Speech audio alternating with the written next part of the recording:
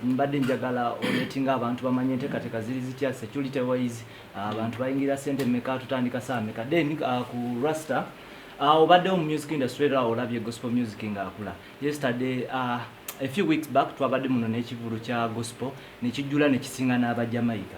Olowooza kyanjawulo ki ekiri ku gospel music ow'ennaku zino okusinga ow'edda? Tuza katandike nange okusookera ddala njayira nkyebaza Katonda bakanakana kaseera. Show yaffe eginatandika ku Saturday eriyo ku Saturday eginatandika saa 8 zigenda bazigudde. Sawa 10 kwa tulina abayimbi bangi tulina celebrating gospel music gyavudde okuva mu gyekinana tulina abantu nga bali mu taxi na salon ngamba kambazi n'abadde bw'okuteeka mu ssente abazungu oba mu Nigeria okujja wano nga kandeeta abasajja abaakuba endongo ffe tutegeera Kristo bajje tu celebrate gospel music gyavudde. So bagenda baabo abamu balina mu rehearsals kati bakola bandi batuuse bavudde mu America abamu bavudde UK. So Shene gina bera yanjawulo nyo n'abantu abali disabled they are coming in for free tebagenda sasula. Omuntu ng'olinako ekirwadde kyonna obanga oli muzibe w'amaaso obanga oli mulema you have a free ticket. Watukiriza mu Katonda akola ebyewunyisa.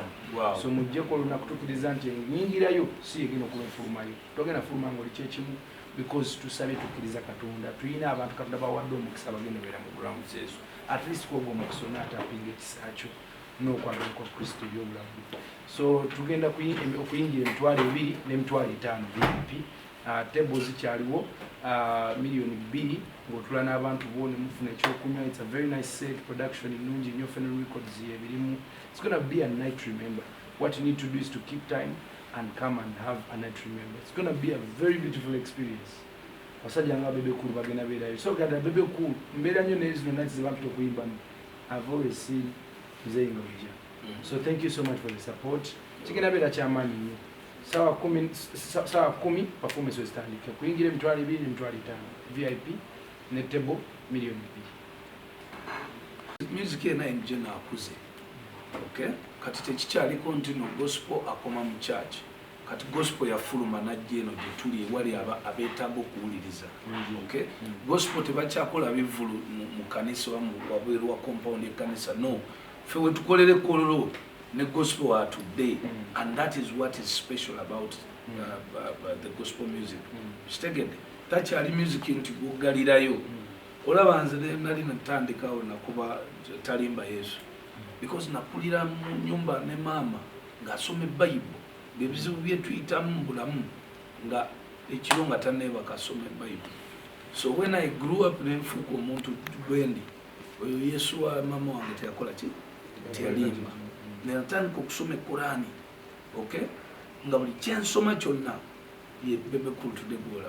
So that's why naimba akayimba akatalimba Yesu era mbasuubiza nti olunaku olwo munzikirize nzije be akayimba entandikwa yali nzibu ddala ng'abantu annemesa nze nenguma omwoyo nenfukamira nensaba ng'obulamu buggwawo naye Yesu ngabo omumanyi kyosaba kituukirira ekiba kibenze nasalawo okumusaba ne bwe mbeera mu ndongo abalina obulwadde kati musabe emirimu abanoonya namwe musabe abawagira Arsenal kati twasaba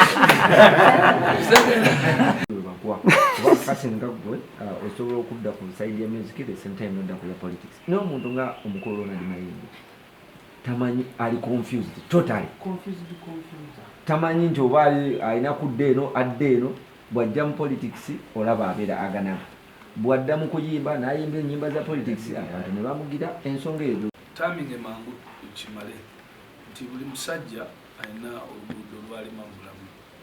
Buli muntu yenna n'abakazi ffenna buli muntu amanyi kyaku oluguudo lwe yeerimira. So muganda nga ayinza okuba alina plans ze kasita nga bw'ogambye alinnya eno n'erino ye entambula ye tatambula straight line ye plan ye yagenda kasita atuuka ekikulu ekibaawo kasita aba nga talumiza mulala tabbye tasse kati kasita mumwize nti taterera waki wamu. Naye ekikulu ng'omunauganda kasita anaaba nga atuuse n'asobola okulabirira abaana be n'asobola okwejjanjaba n'ayambako ne ku bantu ekyo kyekimataringa. Ekimataringa not how you get there what matters is as long as you get there but without hurting people.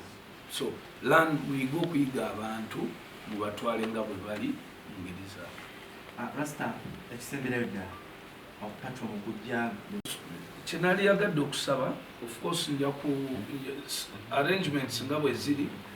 Omukulu agambye for example abalema abali disabled abazibe. I've never had that anywhere in this country bukyanga tutegeke ebivu. This is the first time when mpulyanti the disabled people are considered muchifu. I don't know nange kenyini mbadde blind. I've never thought about it. Yet omuntu ayinza okuba nga talaba naye nga awulira.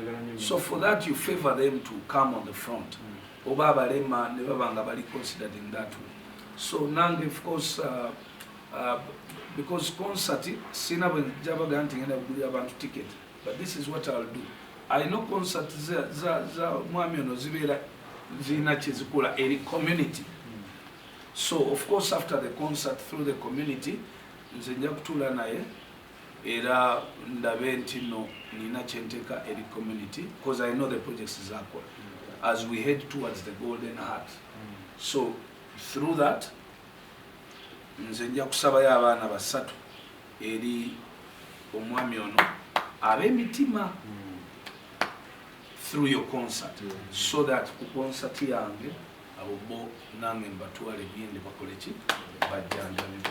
Ekyo kyensobola okukola in general for that community because I know abantu bajjayo eyo gy'oli mu ofiisi mu makanisa nga abaira babumba ina bantu nsanyuse nnyo ndowooza nsanyuse nnyo. Thank you so much. Waliwo nenafunamu sometime waliwo omukyala yajja ku ofiisi ng'alina omwana we bambi alina obuzibu n'omutima era nemukusindikira era nemuwa ku tiimu yo abantu abamu. So nebaza Katonda kulw'omutima ogwo era I can't wait and I know someone is going to be blessed. So for golden heart eyo we have 3 kids from the reform.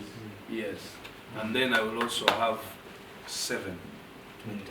That is for next year era tujja kuba tubabuulira eddi lwe tujja okuba tukola ekyo. So basabani banyabo bebaza nnyo okujja wano leero era tugende tutambuze tusooke tutambuze omuntu omu.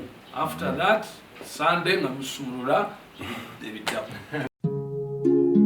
Oyagala omukolo gw'enjawulo gubeere n'ebijjukize mu nnyumba yo? Kankwanjulire ba King Montage Photo Studio. Ffe bakafulu mu kkuba ebifaananyi n'okukola video. Olina wedding, birthday party, kukyala, nika, baby shower, photoshoot oba music shoot na buli kimu kyonna ky'oyagala. Ffe tusobola okuwa ebijjukize ebirungi eri ebirooto byo. Ate nno mwana wattu kusintiiza omuntu wa bulijjo. Tusange Bannankulabi ku Bitaala ku Prime Tower Level 3 Room D04. Okumanya ebisingawo tukubire ku nnamba zino: 07 2 1 4 1 25 oba 0755 3 731 oba 0777 23 4 King Montage Photo Studio. Ffe tusobola okuwa ebijjukize ebirungi ate nno mwana wattu kusintiiza omuntu wa bulijjo.